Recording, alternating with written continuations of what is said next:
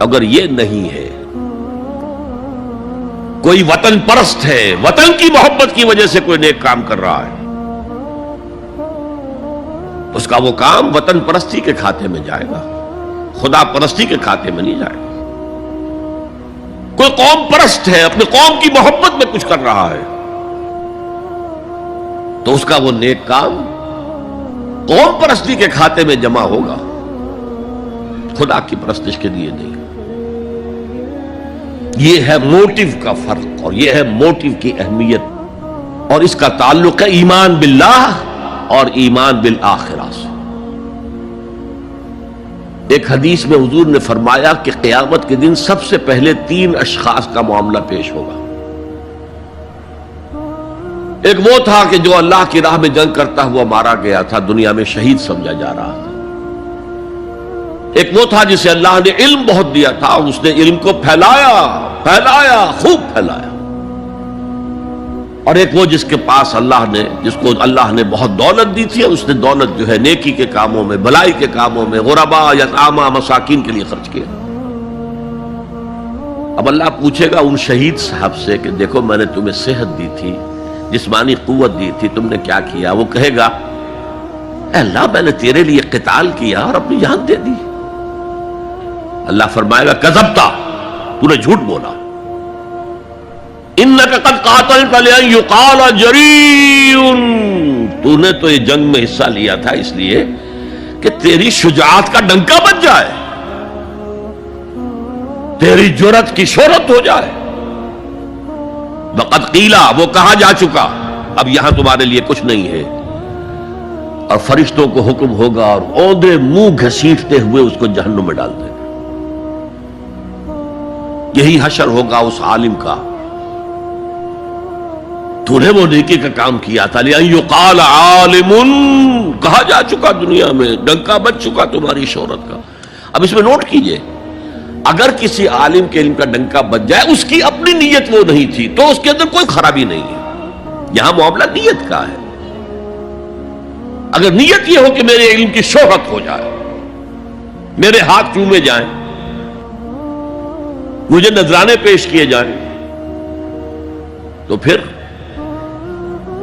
وہی حشر اس کا ہوگا کہ اوندھے منہ گھسیٹ کر جہنم میں ڈال دیا جائے۔ یہی حشر اس سخی کا ہوگا جس نے سخاوت کی تھی، جس کی سخاوت کے ڈنکے بج گئے تھے، اس کا بھی یہی حشر ہوگا۔ تو انما الاعمال بالنیات، اور یہاں نیکی کی بحث میں سب سے پہلے ولکن البر بر من آمن باللہ والیوم الآخر۔ اب جو والملائکۃ والکتاب والنبیین، ان تینوں کو جمع کر لیجئے، اس سے مراد ہے نبوت اور رسالت۔ ملائکہ وحی کا ذریعہ ہے جو انبیاء تک لے کر آتے رہے، اس وحی کا جو ریکارڈ مرتب ہوا وہ کتابیں ہیں، اور جن پر وہ وحی آئی وہ نبی ہے۔ ان تینوں کو جمع کر لیجئے، رسالت، ایمان باللہ، ایمان بالآخرہ، اور ایمان بالرسالت۔ اب اس کا تعلق کیا ہے نیکی کے ساتھ؟ یہ ذرا گہری بات ہے۔ دیکھیے نیکی کا جذبہ بھی، جو انسان کے پیشنز ہوتے ہیں وہ اندھے بہرے ہوتے ہیں۔ پیشنز، جذبات، نیکی بھی ایک جذبہ ہے۔ کبھی یہ جذبہ حد اعتدال سے تجاوز کر کے بدی بنا دیتا ہے،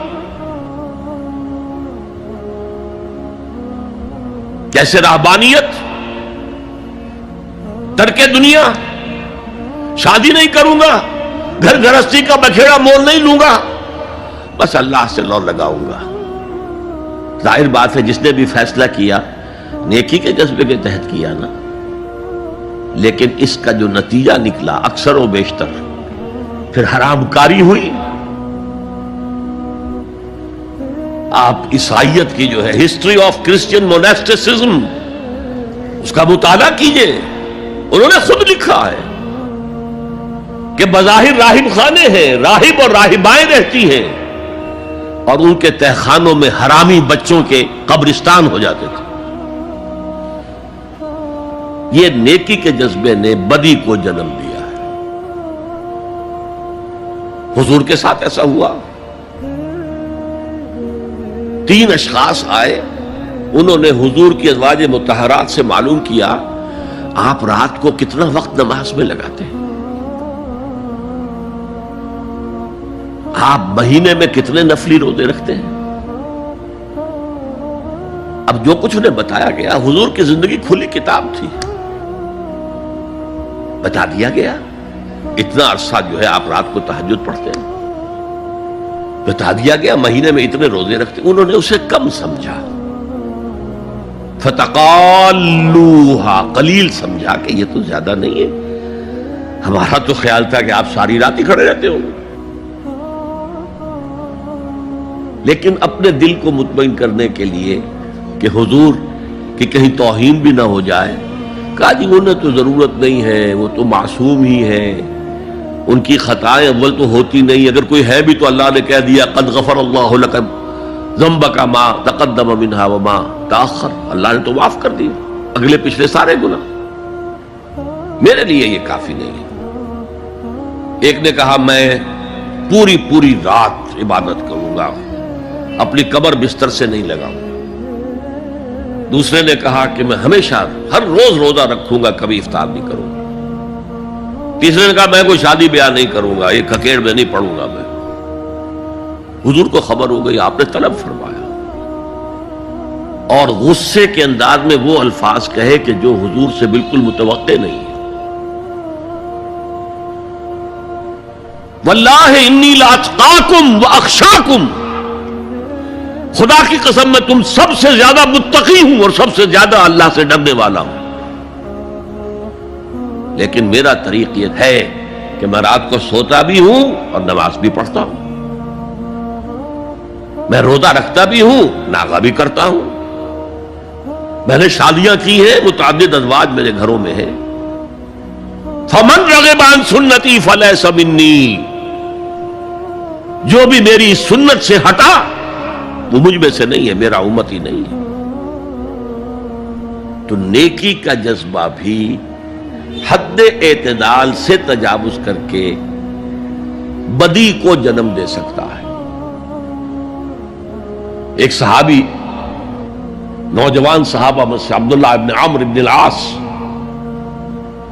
عجیب یہ بات ہے کہ باپ جو ہے بہت بڑا سیاستدان, بہت بڑا جری سپہ سالار, بہت بڑا حکمران, حضرت عمرو بن العاص, بیٹا نہایت زاہد و عابد, مرتاس, زاہد مرتاس,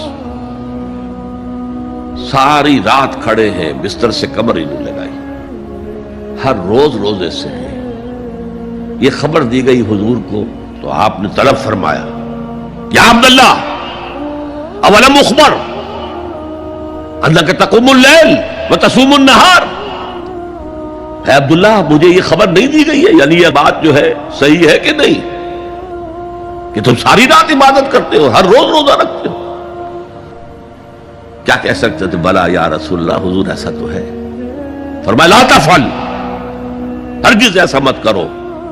فإن لزوجك عليك حقا وإن لزورك عليك حقا بل إن لنفسك عليك حقا, تمہارے نفس کے بھی تم پر حقوق ہیں, تمہارے بیوی کے بھی تم پر حقوق ہیں.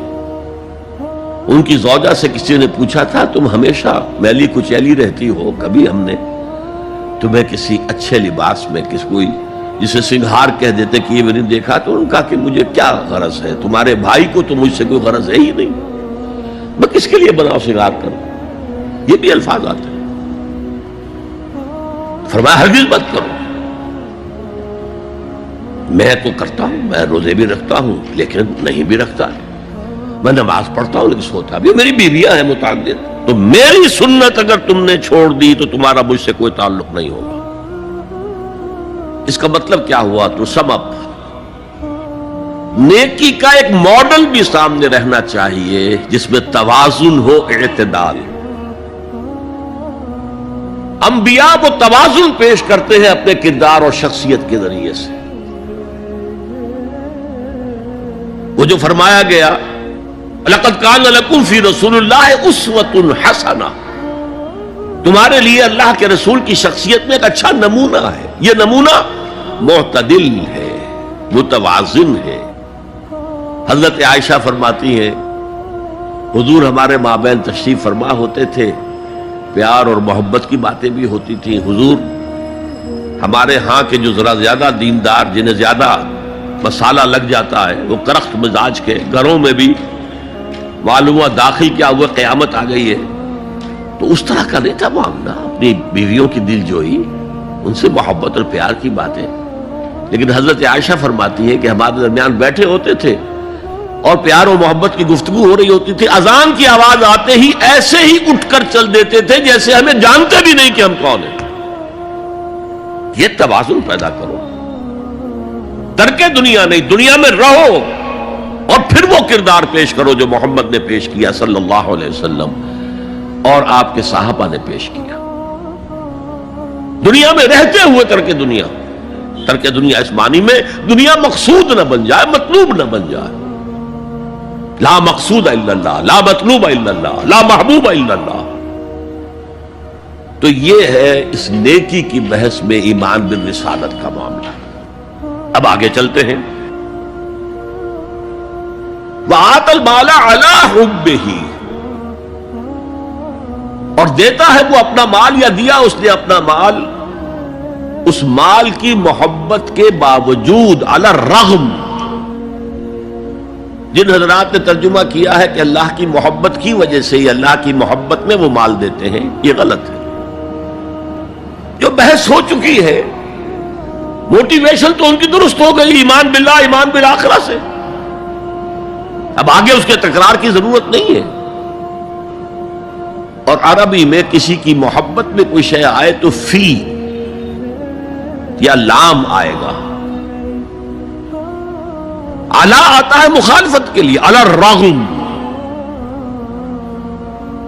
مال محبوب ہے، کس کو نہیں ہے؟ زین للناس حب الشہوات من النساء والبنین والقناطر المقنطرۃ من الذهب والفضة والخیل المسومۃ والانعام والحرث۔ انسان کی سرشت کو اللہ سے زیادہ جاننے والا کون ہے؟ وہ فرما رہا ہے، سورہ آل عمران کی آیت ہے، مزین کر دی گئی ہے انسانوں کے لیے محبت بیویوں کی، بیٹوں کی، اور ڈھیروں مال کی، سونے کی اور چاندی کی، اور گھوڑے وہ کہ جو پیڈگری والے ہوں اور جو بہت اعلیٰ نسل کے ہوں، خیل المسومہ، نشان زدہ گھوڑے، اور مال ہو، بھیڑیں بکریوں کو گلے کے گلے ہوں، اور گائے اور بیل ہوں، اور یہ ساری چیزیں محبوب ہیں۔ اس محبت کے خلاف عمل کرتے ہوئے مال خرچ کرنا تبھی تو مجاہدہ ہے۔ تو جیسے اردو میں ہم علی الرغم کہتے ہیں، علی الرغم، باوجود اس کی محبت کے وہ خرچ کرتے ہیں۔ اب یہاں جو اصل نوٹ کرنے کا نقطہ ہے وہ کیا ہے؟ دیکھیے، اسلام کا جو نظام ہے دنیاوی، اس میں ایمان کے بعد پہلی شے نماز ہے۔ وہ جو کہا گیا ہے کہ قیامت کے دن سب سے پہلا محاسبہ نماز کا ہوگا، اور جب ہماری مسجدوں کے اندر لکھے ہوتے تھے فارسی کے اشعار، روز محشر کے جان گداز بود، اولی پرسش نماز بود،